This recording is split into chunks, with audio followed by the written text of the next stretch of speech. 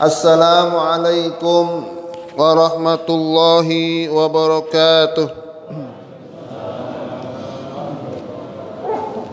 Alhamdulillah wassalatu wassalamu ala Rasulillah Sayyidina Muhammad ibn Abdillah wa ala alihi wa sahbihi wa man tabi'ahu wa wala amma ba'. Hadratal mukarramin, para guru, para asatidzah, para orang tua, wabil khusus Ketua DKM kita Ustadz Abu Harir, Bapak Haji Junaidi, Bapak Haji Pak Taufik, dan seluruh jamaah yang dirahmati Allah Subhanahu wa taala. Insyaallah kita melanjutkan pengajian kita Babul Ilmi. Kita melanjutkan Wabnun Najjar an Anasin. Ada enggak kemarin? Lanjutannya yang kemarin. Wabnun Najjar an Anasin, al-ulama'u warathatul anbiya, yuhibbuhum ahlus sama, wa yastaghfiru lahumul hitanu fil bahr idza matu yaumal qiyamah. Wal Bukhari an Muawiyah man yuridillahu bihi khairan yufaqihu fid din. Wat Tabrani wal Baihaqi an Abi Hurairah ma ubidallahu bi syai'in afdal minal fiqh fid din wala faqihun wahidun asyaddu 'ala syaitani min anfi 'abid wa likulli syai'in 'imad wa 'imadu hadzal dinil fiqh. Bapak-bapak, ibu-ibu rahimakumullah, Wabnun Najjar an Anas, meriwayatkan Ibnu Najjar dari sahabat Nabi Anas. Anas ini sahabat Nabi, masih bocah anaknya ini. Dialah orang yang telah mengabdi melayan kepada Rasulullah 8 tahun. Tapi kagak pernah diomongin, "Nas, kenapa ente begini?" Kagak begitu. Enggak pernah. Itulah Anas bin Malik. Jadi Anas bin Malik, ibu-ibu, ini anak kecil yang oleh ibunya dia nazar, "Wahai Rasulullah, saya kalau punya anak laki-laki, saya janji, saya nazar, saya akan jadikan dia sebagai pelayanmu, cuma-cuma." Akhirnya Nabi Muhammad menerima Anas bin Malik sebagai pelayannya, yang tukang megangin sendal, yang tukang ngambilin air wudu, yang tukang nyiapin perlengkapan Rasulullah sallallahu alaihi wasallam apa aja. Nah, itulah yang oleh Anas bin Malik dia mengatakan, 8 tahun saya mengabdi kepada Rasulullah, lalu Rasulullah kagak pernah nanya, "Kenapa ente begini?" Kagak begitu, kagak pernah. Bapak-bapak, ibu-ibu rahimakumullah, itu pelayan yang cuma-cuma. Tapi kalau pelayan yang dibayar gimana? Nah, beda enggak? Beda ya, Ustaz Ayin. Lah, pegawai udah kita bayar, ya Pak ya. Pembantu udah kita bayar, udah gitu bayarannya mahal lagi. Ya, mahal. Lalu boleh enggak majikannya negor? Kenapa enggak mengerjakan yang begini? Boleh enggak? Boleh. Lah nanti kalau kagak saya tegur Pak Ustadz, lah dia gosok aja kerjaannya, gosok. Maksud majikannya kan dia pengen begini, dia pengen begini. Kalau jam sekian gosok, kalau jam sekian nyuci. Boleh nggak begitu? Boleh. Pak Ustadz, tapi tadi sahabat Anas bin Malik katanya Rasulullah kagak pernah negor. Kenapa Anda begini? Kenapa nggak begitu? Iya, sebab Anas bin Malik ini melayani Rasulullah secara gratis, kagak dibayar. Karena memang ibunya udah janji, kalau anak saya jadi laki-laki, saya minta dia sebagai pembantu Rasulullah. Nah, ini juga ya, ini perlu kita pahami secara baik. Jangan nanti, "Pak Ustadz, kan katanya Anas bin Malik 8 tahun jadi pembantu Rasulullah, itu sama Rasul kagak pernah ditegur, nggak pernah dikatain kenapa begini, nggak begini." Nah gitu. Begitu ya. Nah kalau pegawai boleh nggak negor pembantu? Ya boleh. Karena memang pembantunya diapain? Dibayar. Jadi harus ditegur atau paling tapi tentunya negornya secara baik lah. Begitu ya. Nah Anas bin Malik, nah dia itu Anas. Apa kata Anas? Baginda Rasulullah sallallahu alaihi wasallam bersabda, al ulama warasatul anbiya. Ulama itu adalah ahli warisnya para nabi. Ahli waris. Al ulama warasatul anbiya. Yuhibbuhum ahlus sama. Para ulama itu adalah ahli warisnya para nabi.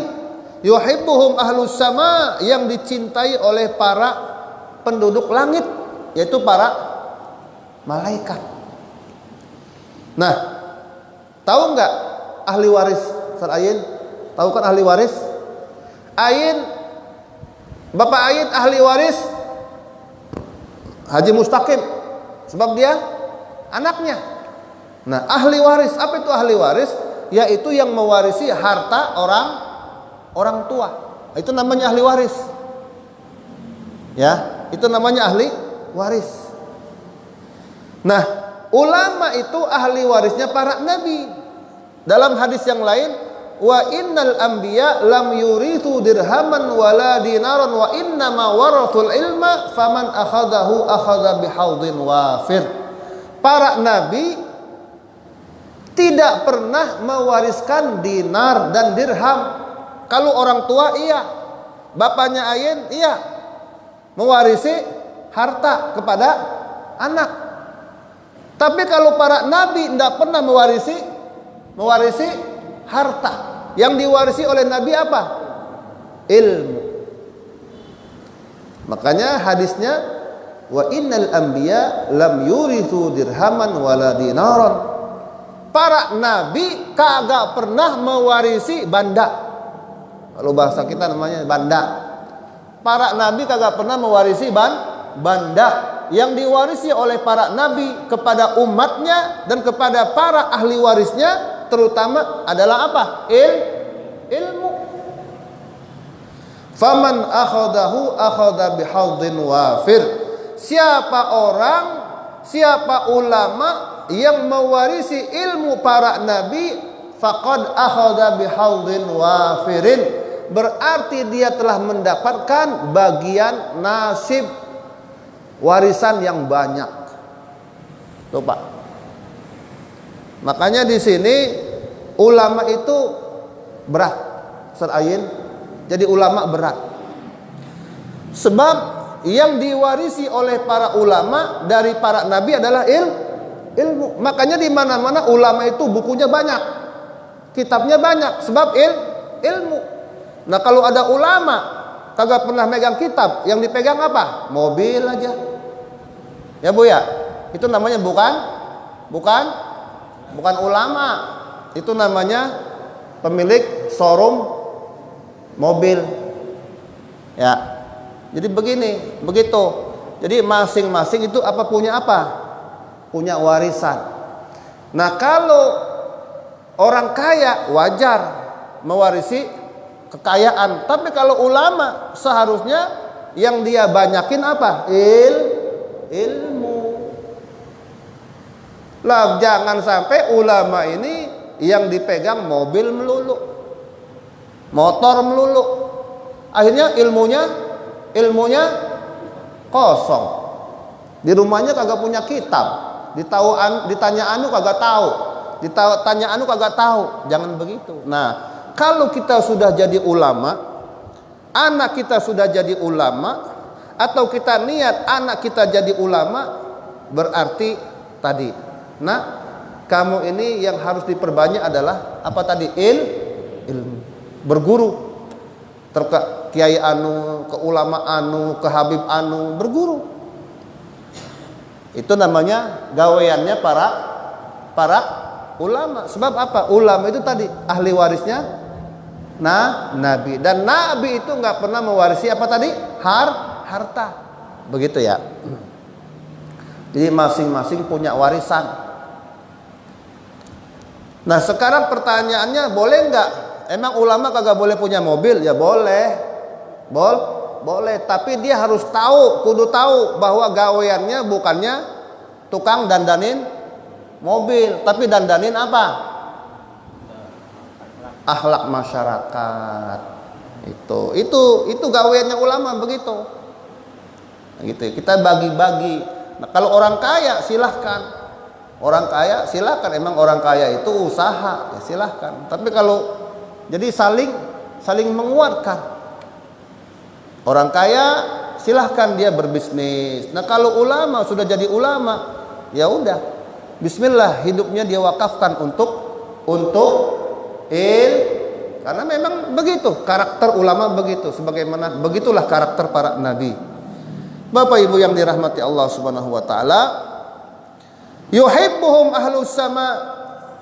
Ulama itu, orang yang berilmu itu adalah ahli warisnya para nabi yang dicintai oleh para penduduk langit, yaitu para malaikat.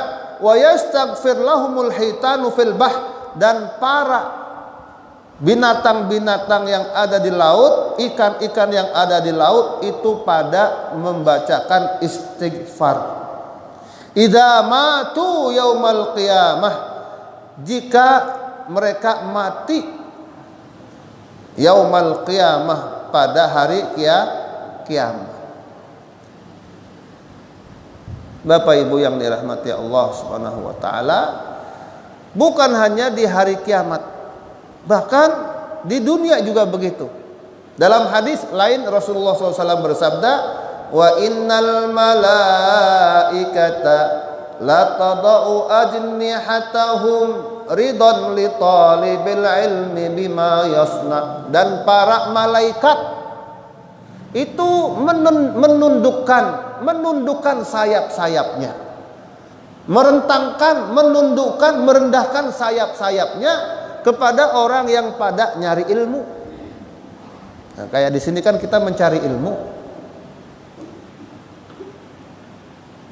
Jadi para malaikat itu kata baginda Rasulullah merendahkan sayap-sayapnya, yang tadinya malaikat itu sayapnya terbang, lalu ketika para pencari ilmu datang, maka sayapnya diapain tuh Pak? Diapain sayapnya? Ditundukin. Kenapa? Ridon li talibil ilmi bima yasna. Kata baginda Rasulullah, dikarenakan mereka rela, senang kepada orang yang mencari ilmu dengan apa yang dilakukan oleh para pencari ilmu. Bapak Ibu yang dirahmati Allah Subhanahu wa taala. Nah, kemudian kelanjutan hadis tadi, dan sesungguhnya ikan-ikan pun pada membacakan istighfar bagi orang yang mencari ilmu. Ini Pak, cuman sayangnya emang kita nggak bisa melihat, mata kita kagak bisa melihat. Coba kalau mata kita dikasih melihat malaikat yang ada di samping-samping kita. Kenapa Pak? Nanti dibuka ibu-ibu dalam hadis Riyadhus Shalihin, dimuat bahwa kata baginda Rasulullah SAW itu Allah memiliki malaikat yang kerjaannya tukang keliling, bukan tukang nyari apa itu. Tukang keliling bukannya rentenir, apa tuh tukang penggorengan yang apa itu? Kredit, bukan tukang kredit ya. Jadi yang tukang keliling itu bukan tukang kredit doang, malaikat juga tukang keliling. Ya. Jadi kata baginda Rasulullah, Allah memiliki malaikat yang kerjaannya tukang keliling. Sayyarah, tukang nyaba, kemana aja keliling. Dan jika mereka mendapatkan orang yang sedang istighfar, orang yang sedang zikir, itu malaikat nimbrung di situ. Tuh, nimbrung malaikat. Malaikat ikut nimbrung, ikut turun, duduk. Makanya kalau di masjid, kata baginda Rasulullah, jangan sampai di masjid itu ada yang kentut. Kenapa? Sebab siapa orang yang di masjid kentut, itu malaikat pada tuh. Malaikat pada apa? Pada kebauan. Subhanallah. Itu begitu dalam hadis Riyadhus Shalihin begitu. Kata baginda Rasulullah, siapa orang yang dari waktu ke waktu lain selalu berada di masjid berzikir, maka selama dia berada di masjid, umpamanya kita di masjid kan dari maghrib sampai isya. Kata baginda Rasulullah, selama orang itu berada di masjid, selama dia kagak kentut, maka para malaikat selalu beristighfar. Dan janganlah seseorang kentut di masjid. Siapa orang yang kentut di masjid, kata Rasulullah, maka para malaikat merasa terganggu. Sebagaimana kita juga pada keganggu. Tuh ya. Jadi kalau di masjid jangan kentut. Nah kalau pengen kentut gimana? Keluar, lalu wudhu lagi, masuk lagi. Tapi siapa di sini kentut kagak wudhu, maka malaikat enggak istighfar. Jadi malaikat hanya membaca istighfar kepada orang yang duduk di masjid sambil nunggu waktu sholat, dari sholat satu ke sholat lainnya. Itu selama dia berada di masjid dianggap dia sedang sholat. Tapi kata baginda Rasulullah, selama dia belum kentut, dan yang kedua selama dia kagak nyakiti temennya di sebelahnya. Lah di masjid sambil ngaji, lalu sikut-sikutan, setelah itu tabok-tabokan di masjid. Nah kayak begini ini malaikat marah. Dua, malaikat kagak seneng orang yang nyakiti temennya di masjid. Yang kedua orang yang kentut. Ini fadilahnya orang menuntut ilmu. Ya. Jadi bubu, kalau di masjid tahan. Kalau mau kentut gimana? Ya nggak apa-apa, keluar. Tapi habis keluar buru-buru balik dan wudhu lagi. Setelah wudhu maka malaikat akan selalu istighfar. Nah itu ya. Nah itu hadis baginda Rasulullah tentang bahwa setiap hari Allah mengirim malaikat yang kerjaannya tukang keliling.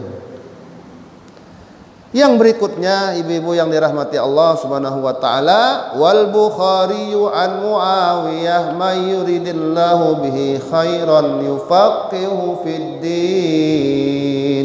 Hadis ini sangat terkenal, sangat populer. Barang siapa orang yang ingin diberikan kebaikan oleh Allah, maka Allah jadikan dia orang yang pandai pemahamannya tentang agama. Maka ini keistimewaan orang yang belajar agama. Kadang-kadang kita udah belajar agama, ragu. Anak kita udah gua masukin fakultas usuluddin, syariah, enggak gue pengen bisnis aja, gue pengen dagang aja biar gue kayak ono. Lah B.J. Habibie gimana Pak? B.J. Habibie ya kan, waktu dia di Mesir, dengarkan ceritanya waktu B.J. Habibie sebelum meninggal dunia, dia jalan-jalan ke Mesir, dia ngomong di depan mahasiswa Indonesia di Mesir, kalau seandainya saya boleh ngulang lagi hidup, maka saya milih jadi ulama. Tuh lihat. B.J. Habibie ngomong gitu. Kan rame dulu di medsos, ya kan Ustaz Ayin? Rame kan? B.J. Habibie bilang begitu. Padahal kurang apanya B.J. Habibie? Orang yang punya hak, punya hak paten, dilindungi oleh dunia, oleh negara, bikin pesawat, itu Habibie. Tapi terakhir sebelum meninggal Habibie, kalau saya boleh lagi pengen hidup lagi di dunia, maka saya pengen jadi ulama. Kenapa? Ternyata di akhir hayatnya bagi dia, ilmu dia yang tukang bikin pesawat kagak laku. Karena memang bikin pesawat itu berat. Bikin pesawat itu harus di backup, satu oleh negara, dua harus di backup, disokong oleh negara-negara. Nah, Indonesia pengen bikin pesawat, dianggap bahaya. Makanya beratnya itu Ketika B.J. Habibie pengen bikin pesawat IPTN, kenapa Pak? Sebab spare partnya banyak, belinya kemana? Keluar. Nah itu di blok. Tuh, di blok oleh luar. Kenapa? Indonesia kalau bisa bikin pesawat bahaya. Habibie kalau bikin pesawat bahaya. Maka Indonesia akan menjadi negara yang kuat. Tuh, supaya negara Indonesia kagak kuat, lemah terus, maka B.J. Habibie ketika pengen bikin pesawat, diapain Pak? Diboikot oleh negara-negara barat supaya jangan bikin pesawat. Tuh, begitu. Maka B.J. Habibie menangis. Nah, inilah. Jadi kita yang udah jadi ulama atau anak kita yang udah masuk pesantren atau bapak-bapak yang anaknya memang punya anak yang hobi belajar agama, tadi yakinkan. Inilah keistimewaan orang yang belajar ilmu agama. Apa itu? Tadi yaitu binatang-binatang yang ada di laut pada istighfar. Apalagi malaikat-malaikat saban datang orang-orang yang mencari ilmu itu malaikat pada hormat, dan hormatnya malaikat sayapnya diapain? Ditundukin. Kalau kita kan hormat apa Pak? Ya. Ini hormatnya kita begini nunduk. Nah, hormatnya malaikat sayapnya diapain? Tuh, ditundukin. Hormat kepada orang yang mencari ilmu. Itu ya. Bapak-bapak, ibu-ibu rahimakumullah. Jadi itu tadi, siapa orang yang kalau pengen diberikan kebaikan oleh Allah, maka Allah jadikan dia ulama. Maksud ulama di sini adalah orang yang ngerti urusan agama.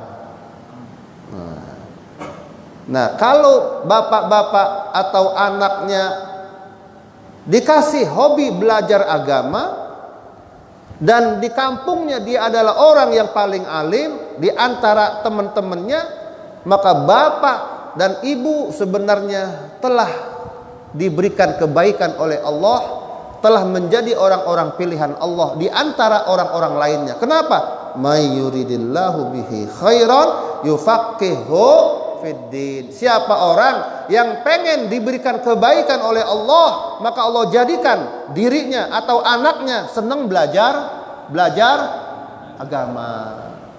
Itu Pak. Itu ya.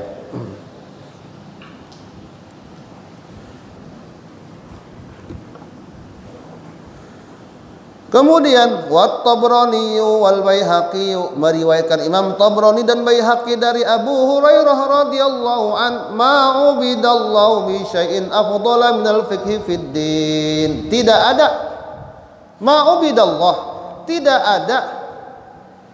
tidaklah disembah Allah dengan sesuatu, ma ubidallah, tidaklah diibadati Allah dengan sesuatu yang lebih afdal dari fikih, pemahaman dalam agama. Jadi ibadah yang terbaik, tidak ada ibadah yang terbaik yang diberikan kepada Allah selain orang yang apa tadi? Belajar ilmu agama. Tapi kalau udah habis belajar ilmu agama, kita harus ngapain? Harus ngajar. Enggak boleh udah dikasih ilmu agama, jatuh benar. Udah dikasih pemahaman ilmu agama, kita kagak mau ngajar. Ini ada kisah dimuat dalam kitab Ad-Da'u wad-Dawa atau kitab Asy-Syifa Ad-Da'u wad-Dawa karya Imam Ibnul Qayyim Al-Jauziyah, atau Ad-Dawa'u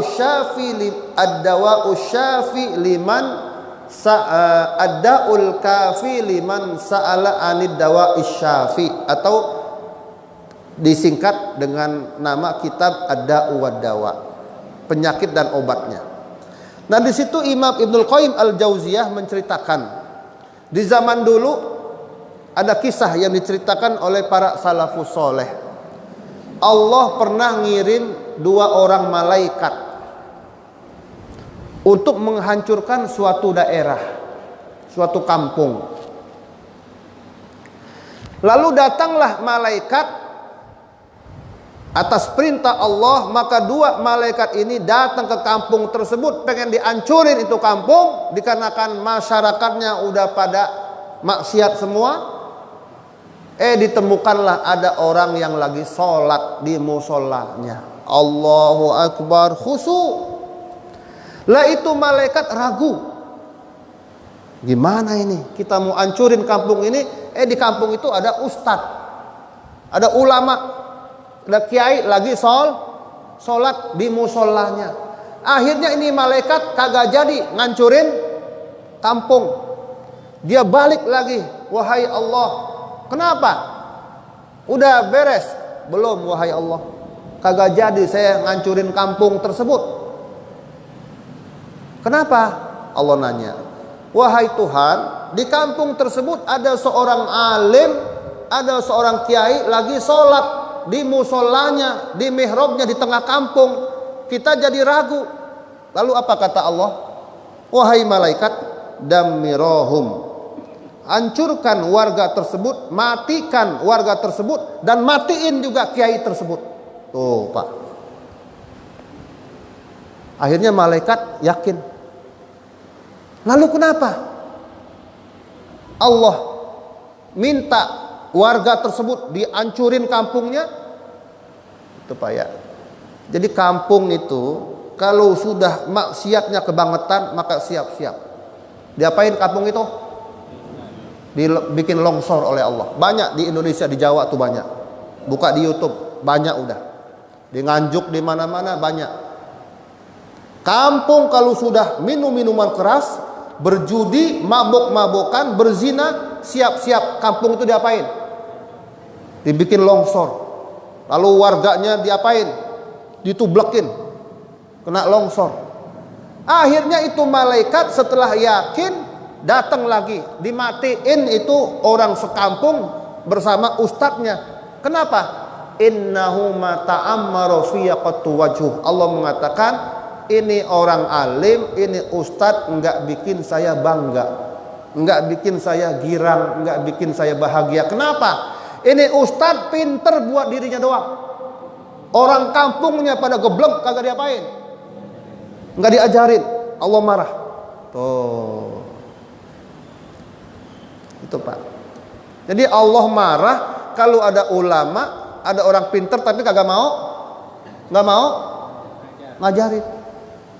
Kata ini saya baca dalam kitab Ad-Da'wah, dammirahum, wahai malaikat, hancurkan kampung tersebut, binasakan, bikin longsor, entah longsor, entah gunung meletus, pokoknya itu. Sebab di setiap tempat itu Allah memiliki malaikat-malaikat. Di gunung ada malaikat penjaga, di lautan ada malaikat penjaga laut. Di setiap tempat Allah punya malaikat yang kerjaannya tukang tukang mengerjakan perintah-perintah Allah, terutama untuk menguatkan dan membantu makhluk-makhluknya, hamba-hambanya menjalankan perintah-perintah Allah. Begitu Pak. Nah, namun nanti pada hari kiamat, hamba tersebut yang soleh, kiai tersebut nanti tetap akan Allah maafkan di akhirat dan Allah berikan keridhaan. Tapi di dunia tetap diapain? Dimatiin. Kenapa? Gara-gara dia tadi. Makanya wa ma kana Allahu muhlikuhum wa hum yastaghfirun. Wa ma kana Allahu muhlikahum wa hum yastaghfirun. Dan tidaklah Allah itu akan membinasakan manusia di saat mereka istighfar. Enggak akan. Selama warga itu rajin istighfar, enggak akan warga tersebut Allah binasakan, Allah matiin, enggak. Tapi ketika mereka sudah enggak ada yang istighfar, maksiat semua, siap-siap Allah apain tuh kampung? Dibinasakan. Itu di Al-Qur'an begitu. Wa ma kana Allahu muhlikal qura illa wa ahluha zalimun. Di ayat yang lain Allah berfirman, "Wa ma kana Allahu muhlikal qura illa wa ahluha zalimun." Dan tidaklah Allah menghancurkan suatu kaum, suatu kampung kecuali warganya pada zalim. Maka baik orang yang baik maupun orang yang jahat diapain? Dimatiin semua. Tapi nanti orang yang baik diapain? Diampuni oleh Allah. Tapi di dunia tetap diapain? Dimatiin. Kenapa? Wattaqu fitnatan la tusibanna alladziina zalamu minkum khassah. Takutlah kalian terhadap fitnah Allah, cobaan Allah, musibah Allah yang tidak menimpa kepada orang yang zalim saja. Orang baik tapi diam di situ. Kenapa? Kenapa? Kena azab Allah.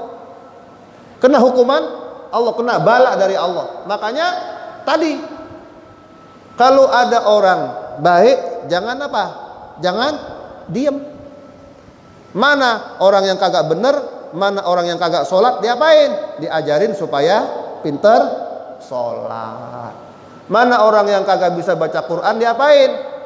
Diajarin biar pada bisa baca Quran. Dan mana orang yang maksiat, diapain? Ditegor. RT, RW, semua kerjasama supaya kampung tersebut pada gemah ripah loh jenawi. Kalau kampung tersebut warganya taat, maka di situ kampung tersebut akan selalu dijaga oleh malaikat. Nggak akan kena binasa Allah Subhanahu wa taala. Nah, Bapak-bapak, Ibu-ibu rahimakumullah.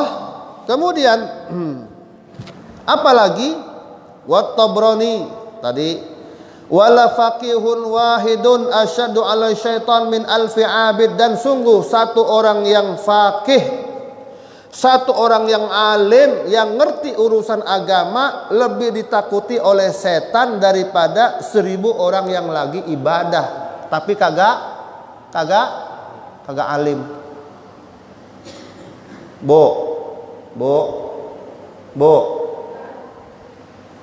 Musuh Belanda itu takut sama kopral apa takut sama jenderal? Itu Belanda itu dulu waktu zaman penjajahan nenek moyang kita itu takutnya sama jenderal apa takut sama kopral? Lah itu sangat dicari jenderal-jenderal itu, makanya dibunuh. Berapa itu? Yang oleh PKI dibunuh berapa itu, Bu? Tuh. Jenderal. Sebab jenderal tuh ngerti strategi perang. Setan juga begitu. Setan itu kagak takut sama orang yang kerjanya Allahu Akbar, Allahu Akbar, Allahu Akbar, tapi kagak ada ilmunya. Tapi setan lebih takut sama satu orang yang alim, yang ngerti agama, ngerti halal, ngerti haram, ngerti syubhat, ngerti yang remeng-remeng, ngerti yang bengkok, mana ngerti yang lurus. Ini paling ditakutin oleh setan daripada orang yang cuma sholat tapi kagak ngerti mana halal, mana haram. Itu. Makanya yang dicari, yang dibunuh oleh PKI itu siapa? Jenderal semua. Ahmad Yani. Semua jenderal. Kalau kopral mah gampang. Kalau jenderal udah dikuasai, kopral tinggal ngikut.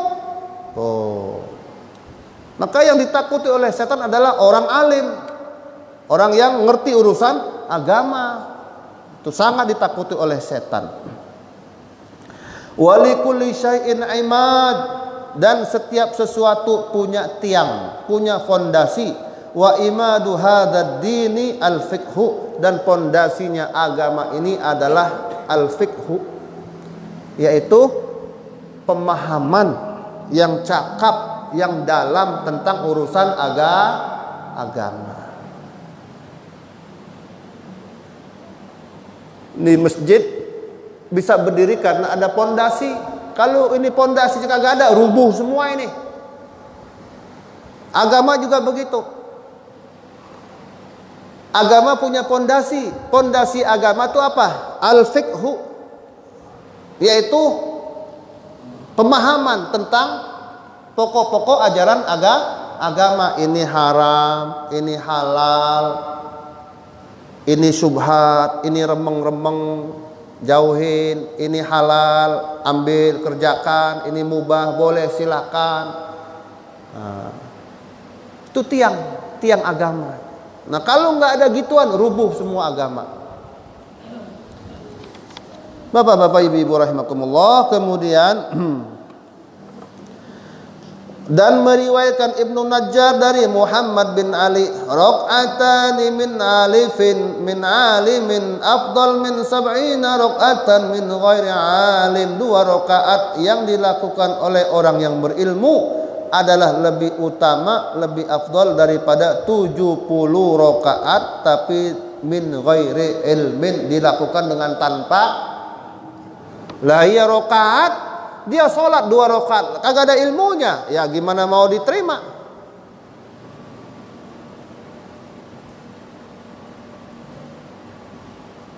Sama kita pergi kemana-mana, keliling-keliling, udah ke Bekasi, udah ke Jakarta, Jabodetabek, tapi yang keliling-keliling itu kagak tahu alamat rumah. Nyampe kagak ibu? Kagak nyampe. Padahal udah berjam-jam keliling-keliling naik mobil. Udah ke Bekasi Pak Ustadz, udah ke Depok, udah ke Tangerang, kagak juga nemu alamatnya. Karena kagak tahu alamatnya. Nyampe kagak itu? Ya kagak. Tapi ibu kalau punya alamat, mana ini alamatnya? Ayo kita paranin. Enggak usah sampai ke Bekasi, enggak usah. Enggak usah ke Tangerang, enggak usah ke Bekasi. Lah emang alamatnya di Bekasi, ngapain ke Tangerang segala? Langsung datang ke Bekasi, nyampe enggak? Nyampe. Enggak perlu sampai ke, lah enggak usah 70 rakaat. Salat 70 rakaat kagak ada ilmunya. Diterima enggak? Lah kagak. Coba tanya, tadi lu salat berapa rakaat? 70. Lu baca apa? Lah tahu gua ya. Gua sujud aja gua. Ya Bu ya. Jadi 2 rakaat yang dilakukan oleh orang yang berilmu itu lebih utama, lebih afdol daripada 70 rakaat dilakukan tanpa ilmu. Kayak tadi udah keliling-keliling ke Bekasi, kagak dihitung ke Bekasinya tuh. Tapi Pak, saya udah ke Bekasi, udah ke Tangerang, udah ke Depok. Lalu ngapain ke Depok? Orang alamatnya di Bekasi, kagak dihitung itu. Sekalipun dia udah ke Depok, udah ke Bekasi, udah ke Tangerang, lah sebab salah alamatnya. Nah, sama 70 rakaat kagak ada ilmunya, ya maka nggak akan diterima oleh Allah. Wa Abu Nuaim wal Khatib an Abi Hurairah, meriwayatkan juga Abu Nuaim, Khatib dan Imam Al Khatib dari Abu Hurairah radhiyallahu an. Apa kata baginda Rasulullah? Khiyaru ummati ulama'uha wa khairu ulama'iha ruhama'uha. Sebaik-baik umatku adalah para ulamanya. Ini Bu. Jadi Nabi Muhammad bersabda, khiyaru ummati ulama'uha. Sebaik-baik, semulia-mulia, secakep-cakepnya umatku adalah para ulamanya. Wa khairu ulama'iha ruhama'uha. Dan sebaik-baik ulamanya adalah ulama yang para penyayang kepada jamaahnya. Itu. Jadi ulama tuh harus apa? Penyayang. Penyayang di sini maksudnya dia kagak boleh pelit sama ilmu. Kalau diminta diunjukin, unjukin. Jangan disembunyikan ilmunya. Itu namanya ulama yang penyayang. Kalau orang mau belajar, ajarin. Itu namanya ulama yang penyayang kepada jamaahnya yang tidak berilmu. Nah, gitu ya.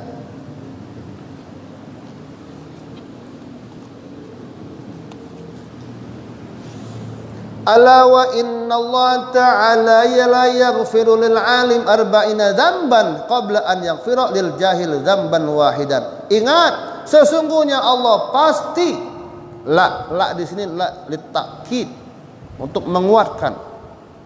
Sungguh, ingat, sesungguhnya Allah Subhanahu wa taala pasti mengampunkan kepada orang yang alim arba'ina dzamban, yaitu 40 dosa, sebelum Allah mengampunkan bagi orang yang jahil 1 dosa. 1 dosa. Allah mengampunkan terlebih dahulu dosanya orang alim. Berapa tadi itu? 40 dosa. Sebelum Allah mengampunkan orang yang kagak alim, orang yang bodoh 1 dosa. Kenapa, Bu? Nah, emang kenapa Pak Ustadz? Kok Allah lebih mengutamakan, lebih mendahulukan mengampunkan dosa-dosanya orang alim, yaitu 40 dosa, lebih Allah utamakan untuk diampuni daripada dosanya orang yang bodoh yang hanya 1. Orang alim kalau dia tobat, maka orang sekampung akan tobat semua. Ya kan? Ya enggak? Satu ustadz kalau yang tadinya dia salah, melakukan kesalahan lalu dia istighfar, ya Allah saya salah, maka itu jamaahnya pada apa? Ikutin. Tuh, itu keistimewaannya yang dibilang wa innallaha, kata baginda Rasulullah, sesungguhnya Allah mengampunkan bagi orang yang alim 40 dosanya, 40 kesalahannya, sebelum Allah mengampunkan 1 dosa bagi orang yang tidak alim. Begitu Pak. Ya. Jadi orang kalau alim dia berhenti. Lah, kok itu tadi orang alim gua lihat dia suka begitu, sekarang dia berhenti. Iya, gua tobat. Gua tobat, ternyata itu salah. Maka orang sekampung akan ngikutin dia. Jangan, tuh si Anu udah tobat.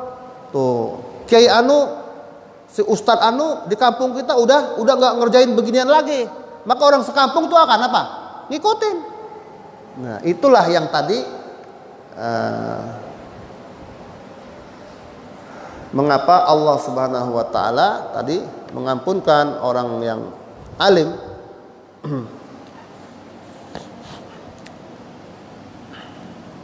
Ala wa innal alimar rahima yaji'u yaumal qiyamah wa inna nurahu qad adha'a yamshi fihi ma bainal masyriq wal maghrib.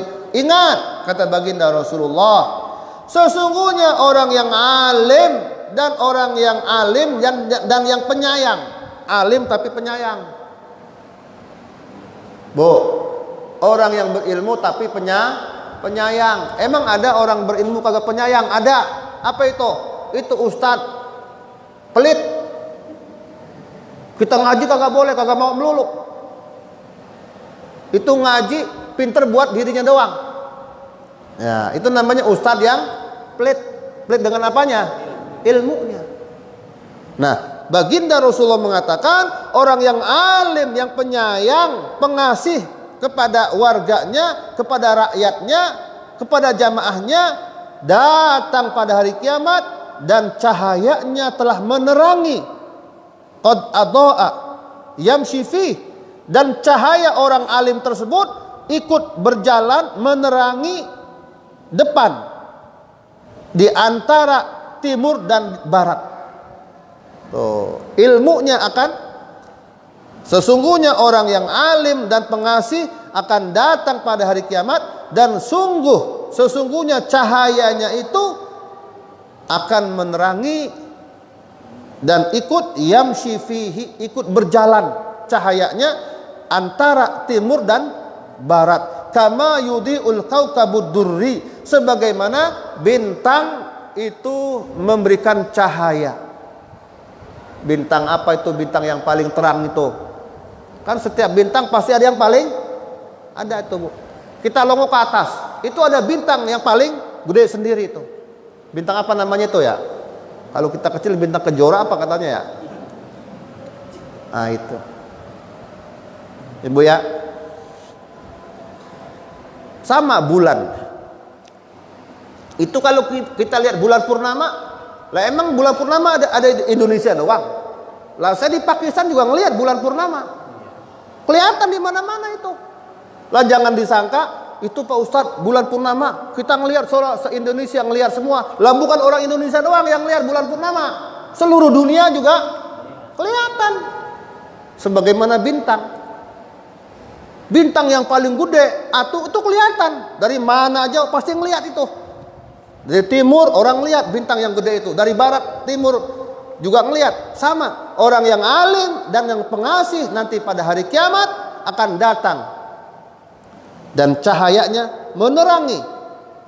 Baik menerangi orang yang ada di barat maupun menerangi orang yang ada di timur. Sebagaimana bintang kejora yang menerangi. Yang terakhir.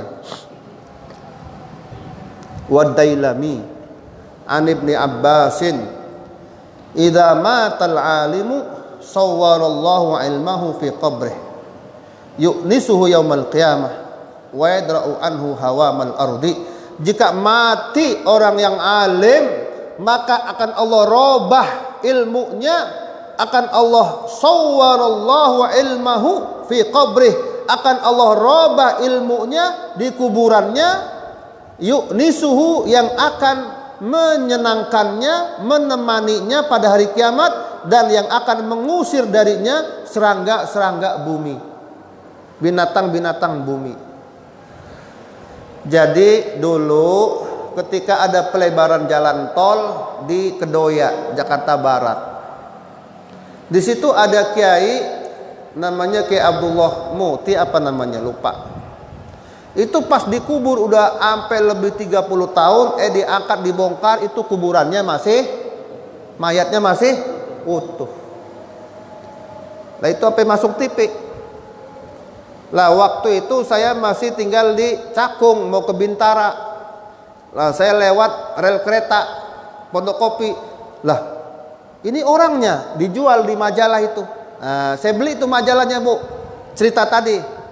Kayak Abdullah siapa namanya ya? Lupa, udah ada kira-kira 15 tahun yang lalu.